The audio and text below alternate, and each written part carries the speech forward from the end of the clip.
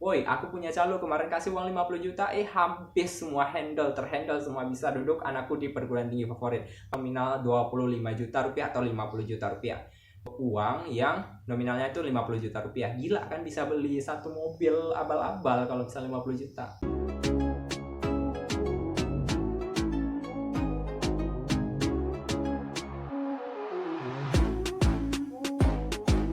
Assalamualaikum warahmatullahi wabarakatuh. Terima kasih sudah mampir dan juga klik di video ini. Halo teman-teman pejuang PTN, apa kabarnya? Bagaimana progres untuk masuk ke perguruan tinggi khususnya via jalur undangan atau SNMPTN? Sejauh mana progresnya persiapan untuk bisa menduduki perguruan tinggi dan menjadi salah satu bagian dari mahasiswa? Ini benar-benar sebuah hal yang excited banget untuk semua orang, karena menduduki sebuah perguruan tinggi favorit di mana teman-teman akan pilih merupakan salah satu impian dari sekian banyak orang. Nggak hanya teman-teman, aku dulunya juga seperti itu. Gimana excitednya untuk mempersiapkan diri menjadi salah satu bagian dari kaum terpelajar dan menjadi bagian dari universitas favorit teman-teman semua. Nah teman-teman, untuk pejuang PTN via SNMPTN ada hal yang perlu teman-teman ketahui jauh sebelum menduduki perguruan tinggi negeri di mana teman-teman sudah pilih. Nah sebenarnya ini hal merupakan sebuah strategi yang sebenarnya tidak begitu tampak dan juga tidak begitu diketahui oleh banyak orang kan, tetapi aku bakal share ini berdasarkan pengalaman juga, di mana aku keterima di salah satu perguruan tinggi yang tak jauh kalah favoritnya dibandingkan perguruan tinggi lainnya di universitas seluruh Indonesia. So, jika teman-teman penasaran dengan apa saja trik dan tips serta cara untuk bisa menyusun strategi agar bisa diterima di jalur undangan, simak terus video berikut ini, jangan skip dan juga tonton sampai habis ya, biar tidak ada informasi yang ketinggalan sama sekali. By the way, sebelum lanjut, apa salahnya jika teman-teman ingin membantu channel saya dengan cara mengklik tombol subscribe, like, dan juga share kepada teman-teman yang lain agar bisa mendapatkan informasi yang lebih informatif dan juga aktual. Karena dengan mengklik subscribe, teman-teman itu telah membantu mengembangkan channel saya dengan cara yang sangat gratis dan juga tanpa dipungut biaya apapun. So, tunggu apa lagi? Silahkan tekan tombol subscribe yang berada di bawah ini untuk bisa membantu saya dan juga memberikan bantuan kepada channel saya. Terima kasih. Oke, jika telah melakukan hal itu, mari kita lanjut ke pembahasannya dan juga tips dan trik yang sudah aku lalui dan sangat ampuh untuk bisa menduduki salah satu perguruan tinggi favorit teman-teman semua. Dicoba yuk, lanjut. Yang perlu teman-teman ketahui adalah perguruan tinggi itu tidak hanya sekedar tempat untuk menuntut ilmu dan juga melakukan riset penelitian. Nah, menjadi bagian dari perguruan tinggi itu gampang-gampang susah, karena kalau misalnya gampang ya udah tahu strategi, tapi kalau misalnya susah ya teman-teman perlu punya sebuah strategi perang untuk bisa mendapatkan kursi dan juga menjadi bagian dari perguruan tinggi favorit teman-teman semua. Nah, khususnya di jalur SNMPTN ini atau Seleksi Nasional Masuk Perguruan Tinggi Negeri ini, kali ini aku bakal membahas semua pengalaman yang udah aku dapatkan di masa-masa lalu itu ketika menduduki dan juga memilih jurusan di perguruan tinggi favorit. Oke, karena memang sekarang itu lagi marak-maraknya untuk melakukan pendaftaran SNMPTN, maka teman-teman bisa menerapkan trik dan juga tips yang aku bagikan ini agar bisa diperhatikan lebih lanjut agar bisa mencari posisi aman dan juga bisa diterima di perguruan tinggi favorit teman-teman semua. Amin ya Allah. Hal yang pertama yang perlu teman-teman perhatikan adalah grade sekolah. Perhatikan akreditasi sekolah teman-teman itu seperti apa. Jika sekolah teman-teman itu punya akreditasi A, maka otomatis seperti yang aku bahas di video kemarin itu, sekolah teman-teman berhak mengirimkan 40% dari jumlah siswa dan juga jumlah kelas yang terdapat di sekolah teman-teman tersebut untuk mengikuti seleksi nasional masuk perguruan tinggi negeri atau jalur undangan dan jalur favorit teman-teman semua di seluruh Indonesia. Hal ini juga perhatikan bahwa grade sekolah ini berhubungan dengan pandangan universitas terhadap sekolah teman-teman di tahun-tahun sebelumnya seperti apa. Misalnya, adakah alumni ataupun abang-abang kelas teman-teman yang sudah lulus di perguruan tinggi jangkauan teman-teman tersebut. Contohnya seperti ini. Teman-teman semua memilih untuk mendapatkan jurusan di Universitas A. Nah, Universitas A ini teman-teman perlu lihat bagaimana pandangan Universitas A terhadap sekolah teman-teman. Apakah Universitas A ini memperhatikan sekolah teman-teman dengan baik atau bahkan tidak mengenal sama sekali. Kalau misalnya PTNA ini mengenal dengan cukup baik sekolah teman-teman, maka ada kemungkinan teman-teman itu bisa diterima dengan baik di universitas ini dan diprioritaskan. Bahasanya itu seperti itu. Tapi kalau misalnya Universitas A ini tidak mengenal sama sekali perguruan tinggi sekolah teman-teman semua, maka teman-teman harus mengikuti trik yang berikutnya ya. Sebenarnya berdasarkan pengalaman juga, sekolah aku juga bukan salah satu sekolah yang diperhatikan dan juga diprioritaskan sama PTN di mana aku menduduki pada tahun itu. So, aku menggunakan beberapa cara gitu ini yang pernah aku pelajari dan juga pernah aku gali dan tentunya aku terapkan dalam pengalaman di mana keterima di SNMPTN tahun-tahun sebelumnya. Sebelum-sebelumnya itu banyak kakak letting ataupun kakak kelas yang lulus itu bukan di perguruan tinggi A yang aku pilih. Sebenarnya banyak di perguruan tinggi lain. Akan tetapi aku pengen punya tekad bahwa aku bisa pecahin telur untuk bisa memasuki tahapan sebagai siswa yang keterima di universitas yang aku idamkan itu. So, alhamdulillah berhasil pada waktu itu. Oke, tips yang pertama udah teman-teman perhatikan, bahwa teman-teman bisa lihat ataupun bisa tanyakan kepada kepala sekolah bagaimana hubungan ataupun relasi antara PTNA dengan sekolah teman-teman semua. Kalau misalnya teman-teman itu sekolah di salah satu sekolah yang memang sudah grade-nya bagus atau akreditasinya sudah dikenal oleh perguruan tinggi negeri A yang teman-teman tuju, maka ini sudah mencapai posisi aman. Jadi teman-teman tinggal memperhatikan cara-cara yang lain. Akan tetapi jika sekolah teman-teman ini belum mendapatkan pandangan yang lebih baik dari universitas, maka perhatikan poin kedua ini ya. Lanjut. Tips yang kedua yang perlu diperhatikan adalah pilihlah dan juga susun strategi untuk memilih susunan jurusan. Banyak teman-teman yang memang sebenarnya passing grade ataupun pencapaian mereka itu bagus, akan tetapi tidak berhasil lulus di perguruan tinggi melalui jalur SNMPTN. Karena kenapa? Mereka tidak menyusun strategi pemilihan jurusan dan susunan jurusan yang baik. Caranya seperti apa? Seperti ini. Seperti kita ketahui bahwa pemilihan dan juga penyeleksian berkas yang diterima di perguruan tinggi melalui jalur SNMPTN ini tidaklah terbuka. Artinya, ketika SBMPTN itu mengandalkan nilai kemampuan tes seseorang untuk bisa menduduki perguruan tinggi dengan adanya passing grade, maka di SNMPTN ini tidak ada keterjelasan terhadap penerimaan mahasiswa baru. Tapi jangan disalahartikan, bukan berarti ketika tidak jelas, artinya ada hal negatif yang dilakukan perguruan tinggi. Tidak, ini berarti tidak, akan tetapi punya schedule dan juga skema sendiri yang diterapkan oleh perguruan tinggi untuk bisa memilih teman-teman semua agar bisa layak atau tidaknya menduduki perguruan tinggi yang dituju oleh teman-teman semua. Nah, sebenarnya salah satu hal yang bisa kita usahakan untuk bisa mendapatkan posisi aman di perguruan tinggi adalah dengan memilih susunan jurusan yang baik dan juga benar. Nah, jurusan yang paling baik dan juga benar itu seperti ini. Contohnya, jika teman-teman memilih perguruan tinggi A, tapi sebelumnya aku mau mengingatkan bahwa dulu ketika aku menduduki dan juga menjajaki pengalaman di SNMPTN, biasanya perguruan tinggi itu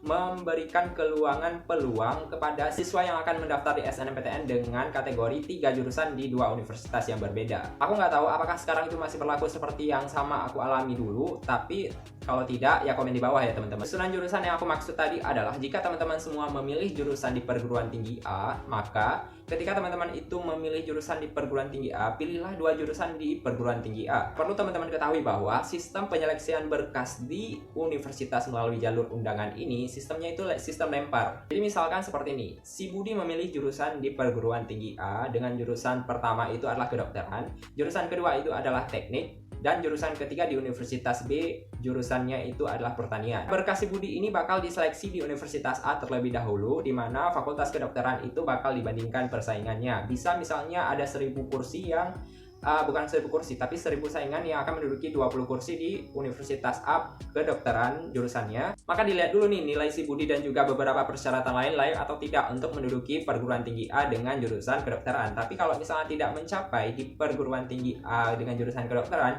maka nilai si Budi bakal dikategorikan kepada pilihan yang kedua, yaitu teknik. Jika di pilihan kedua juga nilai Budi tidak bisa mencapai untuk bisa menduduki di kursi teknik, maka nilai si Budi bakal dilempar ke jurusan yang ketiga, yaitu pertanian di Universitas B. Nah, kalau misalnya si Universitas B ini tidak memilih dan juga tidak memberikan peluang kepada si Budi, maka barulah seseorang itu tidak diluluskan dalam SNMPTN. Skemanya tuh seperti itu. Nah, analoginya seperti ini. Jika teman-teman itu memilih Universitas A dengan jurusan pertama itu kedokteran, dan juga pilihan kedua di Universitas B dengan jurusan pertanian, kemudian di pilihan yang ketiga itu Universitas A dengan jurusan teknik, maka berkas teman-teman itu bakal kalang kabut. Skemanya tuh seperti ini. Ketika misalnya teman-teman itu tidak lulus di Fakultas Kedokteran Universitas A, maka berkas teman-teman bakal dilempar ke Universitas B. Langsung tuh dilempar ke pilihan kedua, karena teman-teman memilih jurusan teknik di Universitas B. Nah, ketika misalnya teman-teman itu tidak lulus lagi di Universitas B dan jurusan pertanian, maka tidak lagi berkasnya dilempar ke Universitas A, akan tetapi langsung di-cut di Universitas B. Jelas saja ini peluangnya bakal terputus, tidak ada peluang untuk dilihat di pilihan ketiga lagi. Otomatis teman-teman bakal terputus rantainya untuk bisa menduduki di SNMPTN dan harus berjuang di SBMPTN. Oke, saya rasa udah jelas ya. Satu trik lagi yang bisa teman-teman terapkan adalah seperti ini. Teman-teman bisa memilih Universitas A dengan jurusan kedokteran, kemudian memilih Universitas B dengan jurusan teknik, kemudian memilih jurusan B, jurusan pertanian. Nah, jadi sistemnya itu 1 universitas di pilihan pertama dan 2 jurusan 1 universitas di universitas kedua. Ya gitu sih. Nah, sama seperti yang aku bilang tadi, ketika teman-teman itu tidak seleksi di Universitas A, kemudian tidak mencapai nilai di Fakultas Kedokteran Universitas A, maka berkas teman-teman bakal dilempar ke Universitas B di jurusan yang pertama misalnya pertanian, yang kedua adalah teknik. Nah, disinilah mencakup sebuah bentuk yang teman-teman itu harus perhatikan bahwa bisa saja peluang untuk diterimanya itu lebih besar seperti ini. Jangan menggunakan sistem ABA, tapi gunakan sistem AAB atau BAA. Nah, perlu diperhatikan juga bahwa teman-teman juga bisa menerapkan sistem analisis yang lebih dalam lagi. Misalnya seperti ini.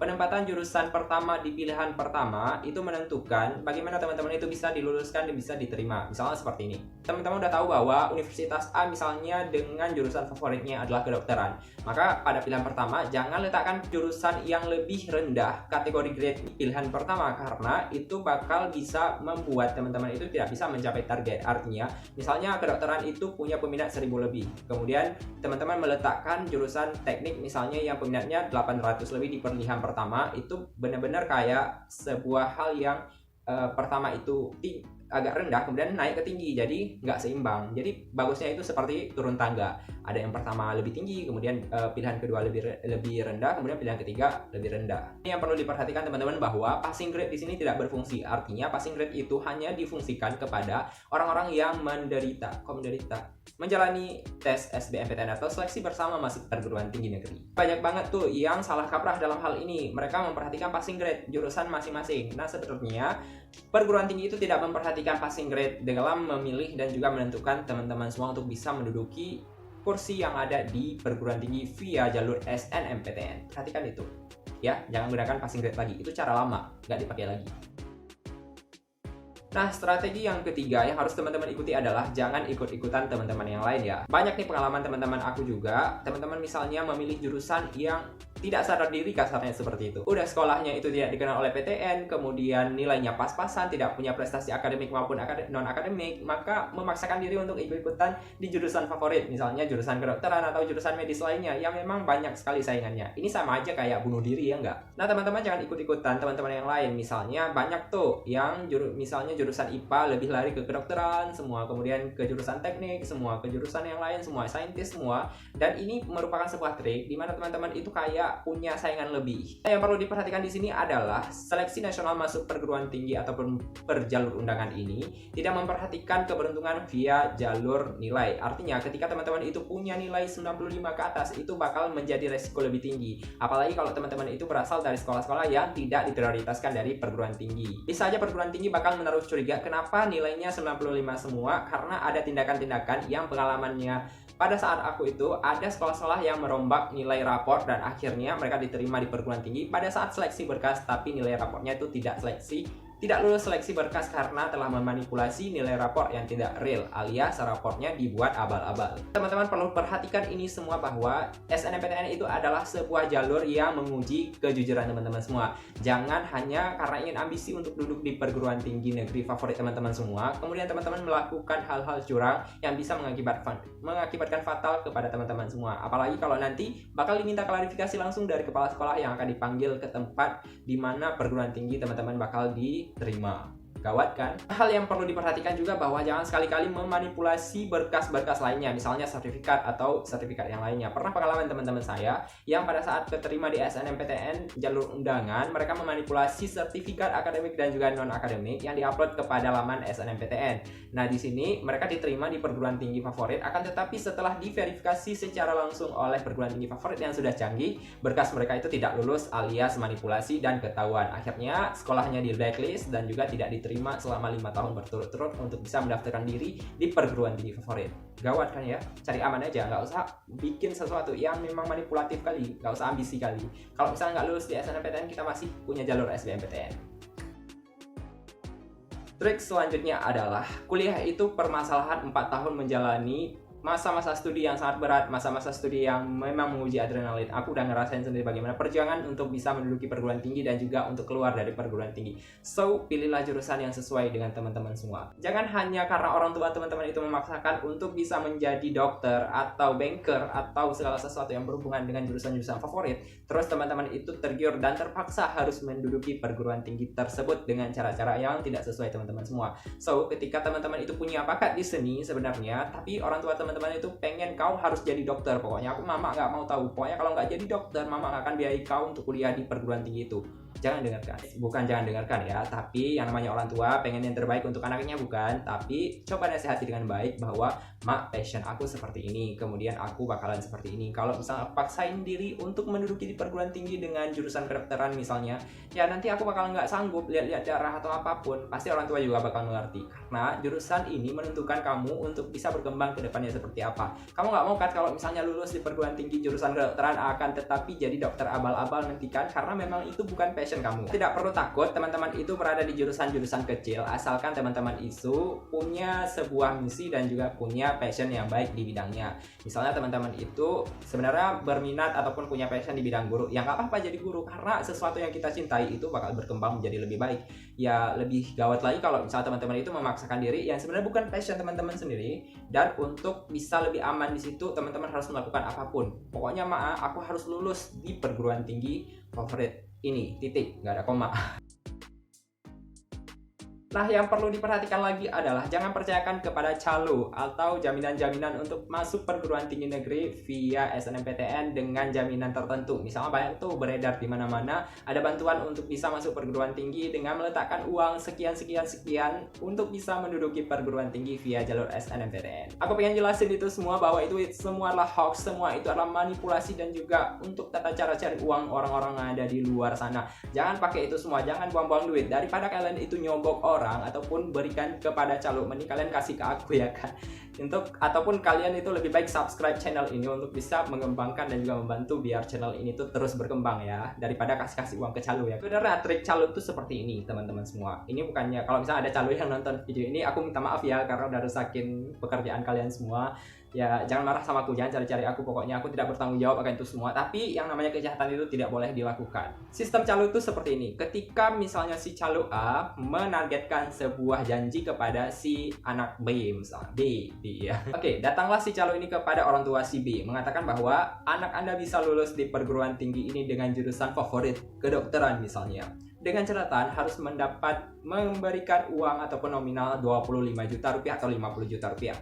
Datanglah kan orang tua ini memberikan calo uang yang nominalnya itu 50 juta rupiah. Gila kan, bisa beli satu mobil abal-abal kalau bisa 50 juta. Nah, ketika orang tua ini memberikan uang kepada si calo, maka si calo ini biasa aja dia nggak kerja, nggak masuk ke perguruan tinggi, terus bilang sama si penyeleksi berkas, enggak sama sekali. Nah, menunggu tahapan-tahapan, sebenarnya si anak ini berasal dari sebuah sekolah yang memang grade-nya baik dan juga perhatikan diprioritaskan dari perguruan tinggi favorit. Tiba-tiba saja si anak ini lulus misalnya di perguruan tinggi favorit dengan jurusan kedokteran. It's okay, ketika lulus maka si calo ini bakal mendapatkan sebuah keuntungan bahwa dia telah berhasil menyeleksi si teman-teman si B ini untuk bisa menduduki perguruan tinggi favorit dan kedokteran. Alhasil nama dia bakal diceritain loh sama si orang tua si B. Woi, aku punya calo kemarin kasih uang 50 juta, habis semua terhandle semua, bisa duduk anakku di perguruan tinggi favorit. Padahal sebenarnya itu adalah keberuntungan si anaknya sendiri, bukan dari hasil kerja si calo. Nah, apa yang terjadi ketika teman-teman itu tidak lulus di perguruan tinggi favorit? Si calo bakalan datang dan juga menemui orang tua teman-teman semua. Dia mengatakan bahwa, mohon maaf Bu, ketika saya menyeleksi berkas dan juga memberikan prioritas kepada anak ibu, ternyata banyak sekali orang-orang berkas yang lebih baik dan juga lebih ini daripada anak ibu. Tetapi saya mohon maaf jika misalnya suatu saat nanti mohon misalnya anak ibu bisa kita bimbing lagi ke depannya. Nah, ini untuk uang yang udah ibu setorkan saya balikkan lagi. Ketika dibalikkan, maka yang namanya orang tua bakalan kasihan kan sama si calo. Baik kali si calo nih, ya nggak apa-apa lah kan. Nggak apa-apa, uang 50 juta ini kasihlah 5 juta untuk dia karena udah capek ngurusin kan, padahal dia nggak pernah tuh ngurusin anak-anak yang bakalan ngurus ataupun masuk ke perguruan tinggi negeri. Hasil tanpa kerja apapun dia dapat tuh 5 juta dari hasil bebohongan dia. Bayangkan, ya daripada kalian misalnya beli calo, beli jasa atau apa, mending kalian tabung untuk perguruan tinggi teman-teman semua, untuk usaha teman-teman semua, karena menjalani perguruan tinggi dan juga status sebagai mahasiswa itu nggak gampang. Oke, udah paham ya? Kita lanjut ke tips berikutnya.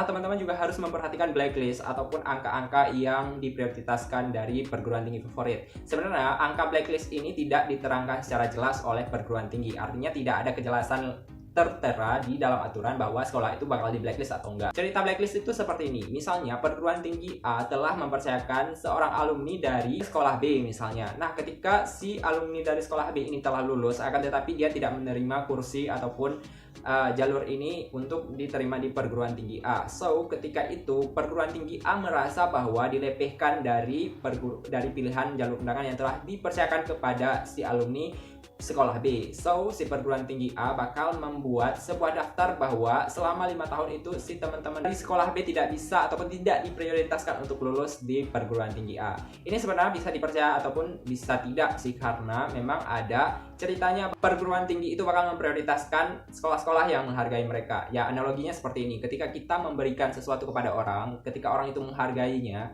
otomatis kita bakal memberi lagi di berikutnya. Tetapi ketika misalnya kita sudah memberikan sesuatu kepada si A, tapi si A lalu membuangnya, mencampakkan begitu saja, gimana, sakit kan? Jadi itu analoginya seperti itu. Ya sama aja kayak perguruan tinggi, seharusnya satu bangku kosong yang diberikan kepada si sekolah B kemudian bisa diberikan kepada sekolah yang lain. Tetapi karena dia memang nggak ngambil, sombong amat ya kan, ya udah dicampakkan gitu aja, sakit hati si universitas ini. Akhirnya dibuatlah sebuah blacklist. Jadi blacklist ini tidak secara terang-terangan ya. Kalau terang-terangan kan sakit hati nanti jadinya. Tapi ini percaya atau tidak, ini sebenarnya ada, dan teman-teman semua wajib memilih dan jangan tinggalkan jika sudah diterima di perguruan tinggi favorit teman-teman semua. Ini belajar dari tanggung jawab dan juga jangan lari dari tanggung jawab, ya kan? Balik lagi ke topik tadi bahwa jika teman-teman sekolahnya itu punya blacklist ataupun punya catatan buruk di Universitas A, maka teman-teman bisa pilih inisiatif lain untuk bisa melemparkan semua pilihan teman-teman di universitas yang lain. Jangan paksakan di universitas tersebut karena percuma teman-teman semua. Nggak akan dilirik karena perguruan tinggi itu sudah merasa bahwa sekolah ini sudah punya catatan buruk di Universitas A misalnya. Tips berikutnya adalah teman-teman harus memperhatikan alur pendaftaran dan juga jadwal SNMPTN secara rutin. Jadi fokusnya jangan terpecah ya teman-teman semua. Semua tinggalkan kegiatan lain misalnya seperti pacaran atau kegiatan yang nggak faedah lainnya untuk lebih fokus kepada undangan dan juga jadwal yang akan diplotkan di perguruan tinggi. So, jangan sampai ketinggalan. Ini tuh penting banget kepada teman-teman semua karena satu ketinggalan saja bakal bisa membuat efek yang sangat negatif kepada teman-teman semua. Banyak tuh orang-orang yang memang misalnya telat daftar, telat upload portofolio dan sebagainya. Itu benar-benar memberikan efek kepada kita semua bahwa kita tuh dicap kayak seseorang yang tidak bertanggung jawab dan merupakan orang-orang yang bukan calon-calon mahasiswa yang bertanggung jawab, ya nggak sih? Alangkah lebih baiknya ketika kita mendaftarkan SNMPTN itu jauh-jauh hari kita sudah siapkan semua berkas, siapkan diri dan juga siapkan mental, serta jangan lupa berdoa untuk bisa diterima di perguruan tinggi favorit. Akan tetapi ketika misalnya semua itu tidak bisa ataupun tidak diterima di universitas perguruan tinggi favorit teman-teman semua, jangan berputus asa, jangan berlarut-larut dalam kesedihan yang begitu lama karena masih banyak jalan menuju Roma, ya nggak sih? Karena masih banyak jalan menuju universitas, salah satunya dengan jalur UMB, jalur SBMPTN dan juga jalur lainnya. Jadi jangan coba-coba untuk menyerah, tetap semangat dan terus mencoba. Nah, saran terakhir dari aku hari ini adalah sertifikat yang teman-teman upload semua harus diperhatikan benar-benar ya teman-teman semua. Banyaknya sertifikat tidak menjamin teman-teman semua diterima di perguruan tinggi favorit. Buat apa kalau misalnya sertifikatnya itu abal-abal dan tidak bertaraf sama sekali? Sertifikat teman-teman itu minimal ya kabupaten kota lah ya. Jangan teman-teman upload tingkat kecamatan atau tingkat sekolah, itu kayak kalah saing sama teman-teman yang lain. Selamanya adalah ketika upload salah satu sertifikat, itu aku yakin banget bahwa ketika itu aku terbantu dengan sertifikat Festival Lomba Seni Siswa Nasional dan juga sertifikat Olimpiade. Jadi dua sertifikat ini bakal menolong kita semua untuk bisa menduduki perguruan tinggi favorit. Yang perlu diperhatikan bahwa tidak semua sertifikat itu akan menjurus kepada jurusan teman-teman. Misalnya, saya punya yang namanya sertifikat FLS2N atau Festival Lomba Seni dan Siswa Nasional. Bukan berarti saya harus memilih jurusan seni, tapi ini sebuah portofolio yang bisa memberikan peluang kepada teman-teman bahwa untuk mencap teman-teman itu adalah anak-anak yang berprestasi dan wajib dan juga bisa dibanggakan ke depan. Kalau misalnya teman-teman itu punya sertifikat Olimpiade atau sertifikat Olimpiade olahraga dan sebagainya, bukan berarti teman-teman harus memilih jurusan sains atau jurusan-jurusan yang berhubungan dengan olahraga, tetapi bisa juga dengan jurusan-jurusan yang lain. Nah, karena teman-teman Mengupload sertifikat ini adalah sebagai bukti dan juga sebagai salah satu jembatan untuk memberikan rasa percaya dari perguruan tinggi itu agar memilih teman-teman untuk bisa menduduki dan juga mendapat posisi di perguruan tinggi favorit teman-teman semua. Selamat mencoba. Oke, mungkin cukup sekian tips dan juga trik agar teman-teman itu bisa melangkah lebih jauh di perguruan tinggi favorit teman-teman semua. Semoga ini bisa diamalkan dan juga bisa berhasil di kehidupan teman-teman semua. Semoga sukses untuk bisa memperjuangkan diri agar bisa menduduki perguruan tinggi favorit di mana teman-teman semua berada. See you. Sekali lagi aku ingatkan kepada teman-teman semua, ayo teman-teman memberikan keikhlasannya agar bisa dengan rela dan juga dengan tidak ada paksaan mengklik tombol subscribe, like, dan juga share. Karena tombol subscribe itu gratis, tidak dibayar dan tidak dipungut biaya apapun untuk ditekan dengan gratis. By the way, teman-teman semua juga bisa komentar ataupun berikan saran kepada channel ini melalui DM Instagram aku yang ada di sini nih. Kemudian ada juga memberikan saran hal apa yang bakal aku post ke depan ataupun tanya-tanya seputar kuliah. Silakan teman-teman DM di Instagram dan juga via chat juga bisa, via WhatsApp dan juga aplikasi lainnya yang teman-teman itu bisa kita bahas dan juga kita sharing bersama.